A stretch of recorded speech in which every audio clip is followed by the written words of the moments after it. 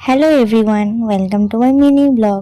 তো আজকের মিনি ব্লগটা ছিল খুবই স্পেশাল, কারণ আমার বান্ধবী বিয়ে করতে চলেছে। তো তার জন্যে আমরা সব বান্ধবীরা মিলে আইবুড়ো ভাত দেবো ওকে আজ অন্য একটা বান্ধবীর বাড়ি। তো আগের দিনকেই আমরা সব বাজার করে এক্সেট্রা এক্সেট্রা যা যা লাগে সব কিছু কিনে রেখে দিয়েছি।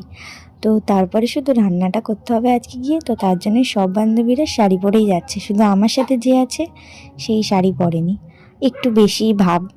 তো যাই হোক, তো আমি আমার এই বান্ধবী আর একটা মহিলা, আমরা তিন মূর্তি মিলে যাচ্ছিলাম বাজারে।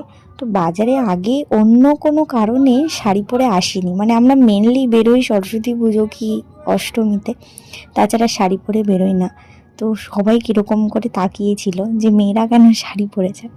তো ফুল কিনে চলে আসলাম। দেন এত কিছু রান্না করেছিল আমার বান্ধবীরাই, আমি জাস্ট এই ডেকোরেশনটা করেছিলাম, সাজিয়েছিলাম।